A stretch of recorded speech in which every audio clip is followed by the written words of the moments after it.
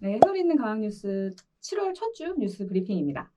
오늘은 7월을 맞아 지난 6월에 있던 뉴스들을 소개할 텐데 다들 재밌는 뉴스 준비해 오셨나요? 표정들이 어두세요?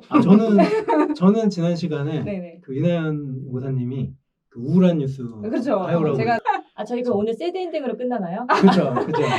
첫 뉴스로 제가 지금 빅재미의 어떤 여기를 타고 계시는 지금 흐름을 제대로 타고 계시는 우리 전용구 제가요. 네. 네. 오늘 첫 번째 뉴스는 그 우주의 휴게소 라그랑주 포인트 어떻게 쓰일까라고 해서 전자신문에서 6월 21일자 이제 뉴스인데요. 이세범 과학 저널리스트님께서 쓰셨어요. 네, 우리가 보통 이제 지구를 떠나서 우주로 가버리면은 거기가 마치 이제 중력이 0인 무중력일. 아이들은 다 그렇게 생각해요. 네네. 로켓 타고 우주 나가면 다 무중력이라고 생각하는 거죠. 저도 그렇게 사실 생각해요. 미세중력. 아니죠. 그러니까 무중력인 상태가 되려면은 그 뉴턴의 만류인력 법칙을 배웠잖아요. 그러니까 물체와 물체 사이에 어떤 인력과 trọng力이 있어가지고 중력이 생기는 건 발생하는 건데 무중력인 상태는 아주 힘의 균형이 아주 잘 맞는 특정한 지점인 거예요. 그래서 이 글에 보면은 우리 지구를 중심으로 해서 5군데가 지금 라그랑주 포인트가 있대요. 근거리에 있는 데들을 얘기하는 거예요. 네, 근거리도 있고요. 근데 좀 먼 거리도 있고 한데 태양과 지구 사이에 있는 이제 뭐 그 라그랑주 포인트도 있고 지구와 달 사이에 뭐 이제 이런 식이 네네. 그런데 지금 여기서 재밌는 게 이제 L1 포인트라고 하는 데가 있는데 태양과 지구 사이에 있는 지점이에요. 라그랑주 포인트. 그러니까 중력이 거의 0인 상태, 거의 0인 상태. 완전히 0일 수는 힘들다고 하더라고요. 왜냐면 다른 천체들이 또 미묘한 그런 수성근성 있잖아요. 맞아요. 네, 그래가지고 그 L1 포인트가 있는데 거기에다가 이제 우주정거장이라든지 여러 가지 우리가 뭐 심우주로 관찰할 수 있는 망원경 우주선들을 보내면은 효과가 되게 좋다는 거예요. 근데 가장 큰 이유가 뭐냐면은 무중력 상태다 보니까 에너지가 좀 덜 드는 거예요. 그렇지. 자세를 유지하기 위한 네. 위치를. 네, 특히 그래서 우주정거장 같은 경우가 이런 무중력 상태인 라그랑주 포인트로 엄청 많이 간대요. 네. 그리고 또 하나가 심우주를 관찰할 수 있는 허블 우주망원경 같은 이런 것들이 그런 포인트에 있으면은 이제 고정된 상태에서 우주를 바라볼 수 있는 거죠. 네. 그래서 뭐 L1 포인트가 있고 그 반대편에는 지금 L2 포인트라고 있는데 L1 포인트에는 태양을 등지고 있으니까 지구가 늘 밝은 상태로 있잖아요. 그러니까 기상 관측하는 위성들이 많이 갑니다. 그죠? 그 다음에 L2 포인트는 태양과 지구와 그 바깥에 있으니까 어두운 그 별을 보기 위한 아까 허블 우주망원경 이런 것들이 L2 포인트는 태양으로부터 지구보다 더 멀리 있는 우리나라에 있는 지금 2022년 8월에 한국의 첫 달 궤도선 KPLO도 라그랑주 포인트를 이제 들려서 간다. 뭐 이런 얘기도. 라그랑주 포인트를 발견한 건 아주 예전이고 이미 그 포인트를 이용해서 저희가 많은 우주 사업들을 했던 거네요. 네, 맞습니다. ISS도 거기 네, 맞아요. 네, 맞아요. 왜냐면은 그게 장점인 게 특히 이제 공전을 할 때 지구랑 같은 속도로 갈 수 있는 거예요. 공전을 할 때. 그죠? 뭐 예를 들어서 태양과 지구 사이에 L1 포인트에 있다고 한다면 지구와 같은 속도로 공전할 수가 있어요. 그죠? 그러면은 우리는 늘 지구가 자전하는 그 상태를 계속 관찰할 수 있는 거죠. 지금 되게 궁금한 거는 그거죠. 그러니까 지구 저궤도에서 회전하는 ISS나 그 속에 있는 인간은 무중력 상태에 있을 수밖에 없어요. 맞아요. 자연학하고 있기 때문에 계속 떨어지는 과정이 있으니까. 근데 이거는 그 저궤도 회전 상태가 아니거든. 그러니까 거기서 달로 가고 있는 중이기 때문에 오히려 그때보다 중력을 받을 거예요. 그러게요. 그러니까 저는 실은 그 느낌이 어떨까가 궁금하다. 지금 살아있는 그 우주인한테 물어보고 싶다. 네. 가셔야겠네요. 두 번째 뉴스는 뉴욕타임즈의 6월 8일자 외신 담당이야 보면. 외신 담당이 아니야. 그런 건 아닌데 외신 기자. 가끔 재밌는 게 진짜 나오긴 해요. 나오지. 그러니까 우리나라에서 소개하는 것과 좀 엘리트. 그러니까 너무 잘. 글로벌한 시각을 가져야 되니까. 글로벌하고 영어 읽으면서 너무 해석해야 힘들어요. 사람들이 되게 명확한 마인드 아이, 그러니까 마음의 눈을 갖고 있다고 하지만 그렇지 않은 사람도 있다라는 기사예요. 이걸 과학으로 얘기한 거예요? 그렇죠. 이런 추상적인 단어를 뇌과학자들이 이거를 신경과학자죠. 실제로 마인드 아이라는 말을 써요. 네, 씁니다. 마음의 눈. 그러니까 그게 뭐냐면은 우리가 눈을 감으면 그냥 검었잖아요. 근데 제가 갑자기 뭐 어느 해변에 있는 장면을 떠올린다든지 어느 산을 떠올리면 떠올리죠. 그 심상이 떠오르잖아요. 그게 마인드 아이예요. 눈을 그걸 감았을 때 마인드 떠오르는 아이라고 불러요? 심상이 네네. 마인드 아이다. 근데 그거를 떠올리지 못하는 사람도 있어요. 상상이 되세요 이게? 아니 그러니까 그게 일반인 중에 아니 눈을 아니면 감으면 약간 누구나 분심이 병이 들고 있는 생각이 드는데 아, 그러면 눈을 감으면 어떤 것도 생각할 수 없는 병이 네, 있는 거예요? 네. 상상할 수 없는 거예요. 아. 상상할 수가 없는 거예요. 이게 아. 지금 나오는 이제 신경과학자 제만이라고 하시는 분이 있는데 이분이 이제 이렇게 명칭을 해요. 그러니까 이거는 사람의 어떤 특성 중에 하나인 거지 질병은 아니다. 질병이 아니다. 네네네 이렇게 얘기를 하세요. 이분이 처음으로 2005년에 이런 증상을 발견하신 분이거든요. 스스로 아니에요. 아 다른 누군가의 사람을 신경과학자신데 에딘버러에 있는 이제 웨스턴 종합병원에 계신 분인데 어떤 환자를 그 치료하는 과정에서 이 환자가 수술을 했어요. 근데 그 수술을 하고 나서부터 상상이 안 되는 거예요. 그거를 알게 됐어요. 네네. 그거를 발견하게 됐어요, 이 사람이. 이 증상을 뭐라고 하냐면 아판타시아라고 그래요. 판타시아. 네. 그러니까 아는 이제 without 아니다라는 뜻이고 판타지아는 우리 상상이라는 아. 라틴어 계열 쪽의 언어거든요. 근데 그러니까 상상할 수 없는 병인 거예요. 눈을 감아서 상상이 안 되는 게 아니라 애초에 상상 자체가 좀 네, 어려워진 거라는 거죠. 떠올리지 못하는 거예요. 그러니까 어떤 심상이 떠오르지 않는 거예요. 이분들의 근데 특징이 뭐냐면은 우리가 언어로서도 기억을 하거든요. 뭐 예를 들어서 제가 지금 여기 있는 기사를 보고서 이 이미지, 그러니까 지금 요 페이퍼에 대한 이미지를 함께 이 글과 워드를 같이 지금 기억하잖아요. 근데 이분들은 좀 지나면은 며칠 지나거나 뭐 몇 달 지나면은 이건 기억이 안 나시는 거예요. 이 이미지, 이 상태, 지금 현재 이 장면. 근데 이 워딩, 우리가 나눴던 대화, 그거는 기억. 이건 기억하시고. 그러니까 이미지, 심상 이런 그러니까 적인 떠올리지 것들이 안 못하시는 되는 거네요. 거네. 떠올리지 네, 맞아요, 못하시는 맞아요. 거네요. 어떻게 보면 그런 메모리라는 게 이렇게 기억이라는 게 그렇게 분리돼서 저장된다는 걸 의미하는 건가요, 뇌 속에? 그런 것에 대한 이제 접근을 하려고 이 의식적 활동에 대해서 왜가 인간이 이런 사람이 있느냐에 대한 연구를 지금 하고 있는 거예요. 근데 그게 이제 명확하게 밝혀진 건 아니에요. 아직 밝히지 않. 이 증상의 반대가 또 있어요. 하이퍼판타지아라고 해서 너무 과하게 네, 상상하는 거예요. 상상을 잘하는 거예요. 근데 음. 이런 사람들의 비율이 연구 결과에 의하면 한 2.7% 정도가 있을 거라는 거고 과한 하이퍼판타지아 사람? 그다음에 아까 아판타지아 같은 경우에는 한 0.7% 아. 정도가 있을 거라고 하는 게 이분들의 이제 주장이세요. 네. 근데, 죄송합니다. 아까 2.6%입니다. 이분들이 이제 하나의 실험을 한 게 이제 재밌는 실험이 있어서 요걸 원래 소개하려고 했던 거였는데, 이 아판타지아라고 하는 이 증상을 가지고 계신 분들한테 어떤 실험을 했냐면, 어떤 공포에 관련된 뭐 소설이라든지 이런 영화 내용을 막 얘기해줘요. 그러면 이제 우리 피부에 뭐 닭살 돋는다고 하잖아요. 털서죠. 예, 일반인들은. 근데 아판타지아의 증상이 있으신 분들은 그렇지 않아요. 이게 상상이 안 상상이 안 되는 거예요. 이야기대로 듣는 거는 팩트는 네네네네네. 팩트대로. 그래서 그런 거를 실험을 해가지고 이 아판타지아 증상이라는 거를 이제 발견을 하신 거예요. 오늘도 두 개를 꼽아왔는데 그중 첫 번째는 민간 우주 여행입니다. 민간 우주에. 네, 아마 좀씩 다들 들으셨을 텐데 그 지난 6월 7일에 아마존 CEO 제프 베이조스가 네. 저 다음 달에 우주 여행 갑니다 선언했어요. 회사 돈으로. 큰일 날 소리. 이 제프 베이조스가 아마존 말고도 사실 우주 탐사 기업 블루 오리진이란 거를 2000년대에 세워서 계속 민간 우주 여행을 추진하기 위한 우주선 개발을 해왔었어요. 그래서 심지어 2000년부터 개발을 시작해서 2015년도에는 처음으로 시험 비행도 했고 지금 한 6년 전이잖아요. 6년 동안 15번의 시험 비행을 잘 완성을 시켜서 이제는 정말 정식으로 출시를 해도 된다라고 생각을 했고 그럼 실제로 팔았나요? 네. 상품 티켓도 팔았어요. 심지어. 네. 그래서 다음 달 7월 20일에 처음으로 첫 얼마 안 번째 남았네요? 우주 여행을 가겠다라고 선언을 했고 첫 번째니까 상징적으로 본인이 직접 타겠다. 그리고 나뿐만 아니라 내 친동생도 같이 가겠다라고 얘기를 했어요. 그러니까 사실 그만큼 안전하다라는 거를 미리 보장을 하고 가는 거죠. 이만큼 원래 믿어도 된다. 돈 좀 있는 분들은 네. 보통 그냥 다른 사람을 먼저 보내고. 그래서 이게 좀 될 것 네, 같아요. 맞아요. 분위기 가는데. 보냈었던 거 아니에요? 그러네. 이제 안정성을 그쵸. 이제 정말로 나도 타도 탑승객 되겠다. 관광객으로서는 처음 가보는 그동안은 거죠. 홍보 네네. 하나도 안 하다가 그러다가 이제 자기가 딱 나갈 때쯤에 아마존이 되니까 뭐 이제. 플래카드 이렇게 들고 이 우주선을 먼저 설명을 드리면 우주선 이름은 뉴 세퍼드예요.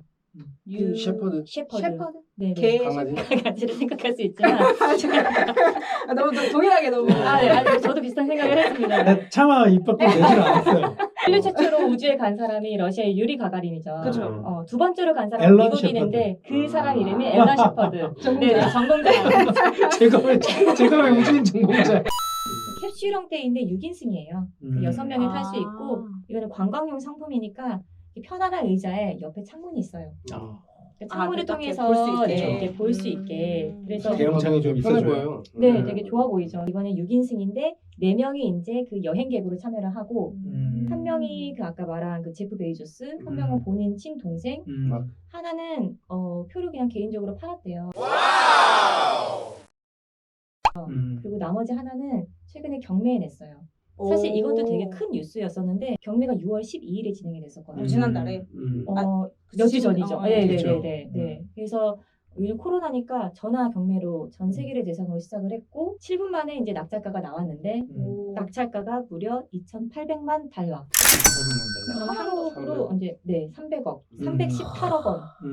그럼 어디까지 가냐? 그 고도 100km 지점까지 갑니다. 어느 건가요? 이게 무슨 느낌이냐면 우리가 이제 지구 영역이 있고 지구 밖의 영역 그걸 딱 구분하는 우주가 어디서 시작될까 하는 그 기점이 있잖아요. 그거를 저희가 국제적으로 협약한 게 고도 100km예요. 예를 들어 국제우주정거장은 350km 선만 밟고 오는 있고요. 거예요. 끝선. 살짝 물 밖으로 나왔다가 이제 다시 들어오는. 들어오는 약간 선 넘어서 우주 잠깐 밟고 다시 돌아오는 갔다 오는 왔다 개념이죠. 이렇게 네네. 되는 거네요. 그래서 이륙에서 착륙까지가 총 11분 정도이고요. 세계? 그렇죠. 아유 왜? 그래도 좋지 왜? 서울 대전 거리가 200km가 넘잖아요. 아 얼마 안 그렇죠. 되네. 그 지구대기라는 사실. 건 그 사과 껍질 같은 걸로 비유하더라고요. 사과 몸뚱이가 지구라면 사과 껍질이 대기다. 뭐 이 정도 근데 이제 얘기하는 비행기가 한 2-30km 정도로 이제 나는데 그죠. 그 국제 우주 정거장이 우주에 있는데 350km 성공했거든요. 그렇게 치면 이제 고 중간 어디쯤이라고 생각을 할 수 있는 거죠. 3분 정도는 그 100km 상공에서 안전벨트를 풀고 무진용 상태를 체험을 하면서 그 안에서 이렇게 그 우주도 바라보고 지구도 바라보는 체험을 하고 다과 줍니다. 다과? 신기하다. 물 같은 걸 이렇게 쭉 써 물방울 같은 걸 이렇게 마셔보고. 3분 안에 빠르게 안전벨트를 메고 다시 내려와야 되니까요. 네. 잘못하면 천정에 네네. 붙죠. 나사 이런 데가 아니라 민간에서 이렇게 우주 여행을 추진하는 게 세계적으로 딱 3곳이 있어요. 저희 일론 머스크 스페이스 X는 네, 너무 많이 그렇죠. 들어갔잖아요. 그렇죠. 사실은 일론 머스크 테슬라 CEO가 자기가 제일 먼저 우주 여행을 하는 백만장자가 되고 싶었는데 이거는 사실 이겼네요. 뺏겼어요. 네네. 맞아요. 원래는 먼저 가고 싶어 했는데 그래서 다음 달에 가면 지금 이 제프 베이조스가 아마 세계 최초의 우주 여행하는 백만장자가 될 것이고 일론 머스크는 이제 그 다음에 되긴 하겠지만 어쨌든 이 스페이스 X도 다 올해 말이나 이제 내년 초면은 민간인 대상으로 우주 여행을 하겠다는 이제 얘기를 밝히기도 했고 저희 또 영국의 버진 갤럭틱이라는 회사에서도 그죠. 내년에 우주 여행을 하기 위한 상품 개발을 위해 굉장히 노력 중이거든요.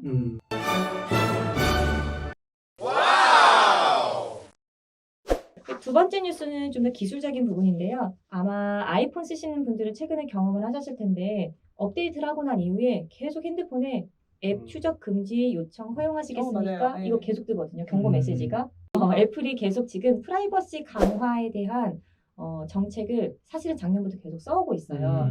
특히 이제 지난 4월에 아예 앱 추적 투명성 기능을 발표를 해서 그거를 이제 소프트웨어에 심었고 그러다 보니까 저희가 이제 매번 할 때마다 추적 금지를 할 것이냐 말 것이냐에 대한 이제 선택을 받게 된 거였는데 사실 6월에 조금 더 큰일이 있었어요. 이거 관련돼서. 그래서 6월 7일에 이것도 세계 개발자 대회라는 이제 대회가 있었는데 여기서 이제 애플이 자기의 이제 제품도 발표를 하고 여러 가지 정책을 발표하는 시간인데 이때 프라이버시 강화 방안에 대해서 발표를 했습니다.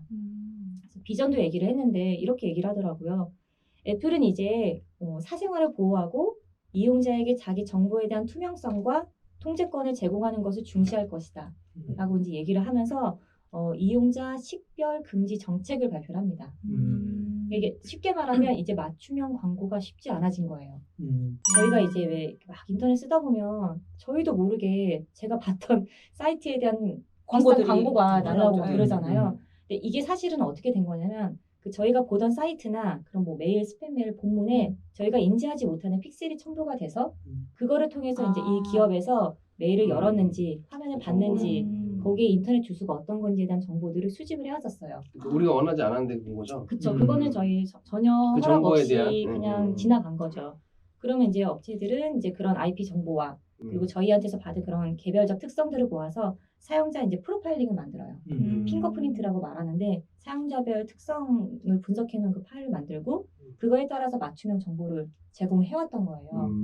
이게 큰 사건인 이유는 저희가 인터넷 기업들 수익 모델을 생각하면 대부분은 서비스를 무료로 제공하고 거기에 이제 광고비를 받는 형식으로 네네네. 보통 수익 수익 구조가 이루어지는데 이제는 맞춤형 광고 이런 체제 자체가 완전히 막아지니까 다른 방식의 작업책을 생각해야 되는 거고 그러게요. 아예 구조, 그러니까 수익 구조 자체를 좀 다르게 고민을 해야 되는 상황이 돼버린 거죠. iOS 환경에서 사파리 사용하지 않고 크롬을 사용하게 되면 이게 나가게 되나요? 아 원래는 사파리에서만 막았기 때문에 크롬에서는 가능했었는데 이제는 아예 핸드폰 자체에서 그 그런 거죠. 소프트웨어를 아. 쓰는 사람들에게는 다 다 막히기 막히는 때문에 거죠.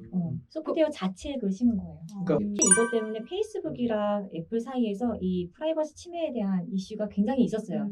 페이스북 같은 경우는 광고 수익으로 먹고 사는 회사다 보니까 이걸 계속 막아온 거예요. 여러 가지 방법으로. 근데 애플은 계속 자기네 기조를 유지하고 있고 최근에 구글도 우리도 이제 여기에 들어가겠다. 그래서 이제 하반기에 우리도 프라이버시에 대한 정책을 마련을 하고 내년부터는 우리도 이제 여기에 대한 정책을 실행을 하겠다라고 발표를 했어요. 어떻게 생각해보면 애플이 이거를 진짜 호혜적인 그러니까 시민들의 어떤 권익 보호 뭐 이런 거를 위해서 그런 걸까? 그리고 구글도 그래서 들어가는 걸까 하면 그러진 않겠죠. 현재는 어쨌든 유럽 시장조차도 지금 구글이나 페이스북이나 이런 뭐 애플이나 이런 데들을 거의 뭐 나쁜 표현으로 유린당하고 있잖아요. 지금 뭐 그쪽에서 거의 지금 전 세계가 거기에 지금 매여 있잖아요. 그러니까요. 네. 근데 유럽에서 제가 알기로는 반독점 관련된 뭐 이런 거라든가 그다음에 지금 이런 개인 프라이버시 관련된 그런 규제책들이 막 이렇게 고민되고 나오는 걸로 알고 있거든요. 그러니까 그런 거에 약간 선제적으로 대응을 먼저 하고 있는 걸 수 있겠다. 그런 게 아닐까. 그 암울한 뉴스 하면은 지금 제일 암울한 거는 바이러스죠. 코로나죠, 코로나. 그렇죠. 코로나 바이러스. 코로나 바이러스는 RNA 유전체를 기반으로 하고 있습니다. RNA. 네. RNA는 뭔가 하면 저도 잘 몰라요, 실은. DNA는 그냥 두 쌍의 염기 서열이 서로 꽈배기처럼 막 이렇게 돌아가는 그런 나선 구조로 돼 있고 그렇게 됐기 때문에 그 안에 있는 유전 정보들이 하나가 만약에 돌연변이를 통해서 그러니까 다른 걸로 바뀌어도 그거를 갖다가 다시 수정할 수 있는 그런 메커니즘도 있다고 합니다.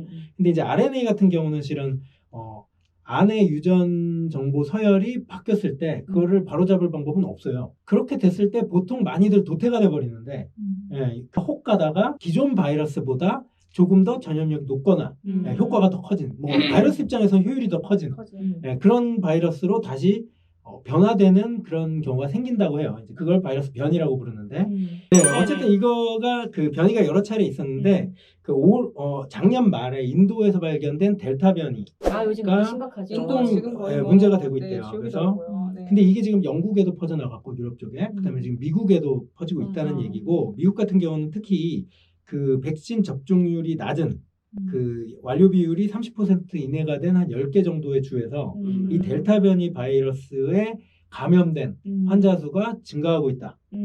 라는 좀 우울한 그런 뉴스예요. 변이 바이러스들은 네. 이게 빨리 퍼지잖아요. 전염력이 훨씬 높잖아요. 그렇죠.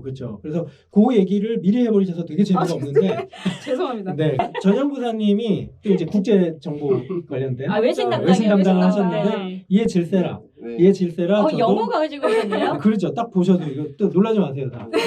하얀 건 종이. 그래서 글로벌 뉴스. 국제 백신 면역 협력체 뭐 이런 것 갭이라고 부르는데 GAVI 이쪽에서 내놓은 그 델타 변이에 관해 우리가 아는 5가지 중에 하나를 재밌겠다. 벌써 최은영 교수님이 말씀해 버리셔서 재미가 되게 없고요. 제일 재밌는데. 네네. 그래서 왜 전염성이 높아졌냐?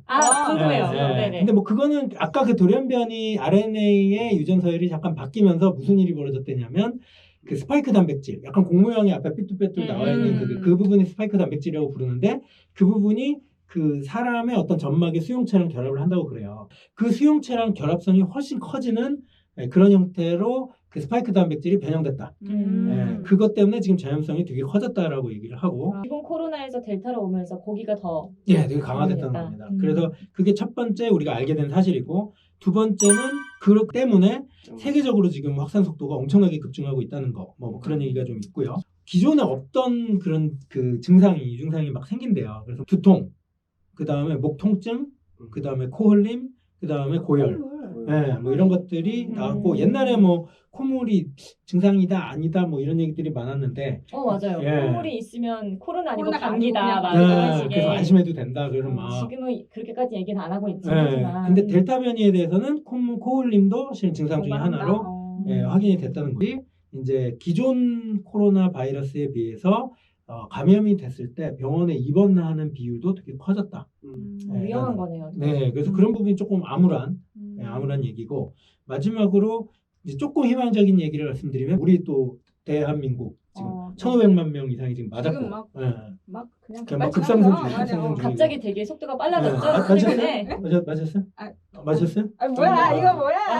맞았습니다. 보여드려야 되나? 90 진짜 속상합니다. 진짜. 잔여금 얀센 안 돼요 여기. 제가 나이대가 얀센 나이대가 아니잖아요. 나이대 얘기 나왔어요.